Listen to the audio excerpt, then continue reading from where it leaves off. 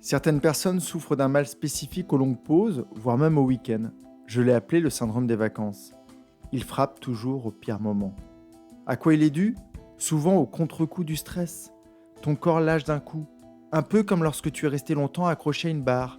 C'est au moment où tu la lâches que tu sens toute la douleur. Il peut y avoir aussi de la fatigue accumulée, celle que tu as mise de côté pendant des mois, parce qu'il fallait continuer. Parfois, c'est juste le changement brutal de rythme, quand ton corps ne comprend plus rien à ton nouvel emploi du temps. Peu importe la cause, les conséquences peuvent être les mêmes. Un bon rhume, une migraine, une fatigue qui te cloue au lit, voire pire. Mais dans tous les cas, tu vas devoir payer ta dette. Si tu n'es pas encore parti, tu peux limiter les dégâts. Commence à ralentir dès aujourd'hui, quelques jours avant ton départ, plutôt que de tout concentrer sur les dernières 48 heures.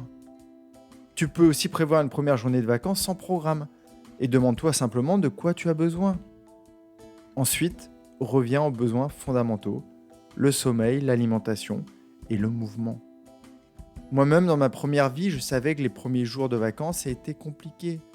Mon stress retombait d'un coup, souvent sur mon crâne, me donnant des migraines qui me terrassaient. Je passais la journée dans le noir à l'abri des bruits. Et si le syndrome est là pour toi aussi, ne fais surtout pas comme je faisais.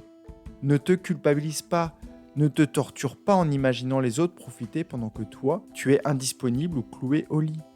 Accepte juste que tu aies besoin d'une journée pour récupérer. Le syndrome des vacances, c'est simple, c'est ton corps qui exprime enfin ce qui la tue toute l'année. Et pour l'éviter, tu as juste besoin de déplacer quelques curseurs au quotidien. Alors, à ton retour, demande-toi tout simplement, que puis-je faire cette année pour ne plus avoir à attendre les vacances pour profiter de ma vie? Et si jamais tu recherches de l'inspiration pour continuer de te créer une vie qui mérite vraiment d'être vécue, je t'ai mis le lien de mon roman dans les notes de l'épisode. À très très vite.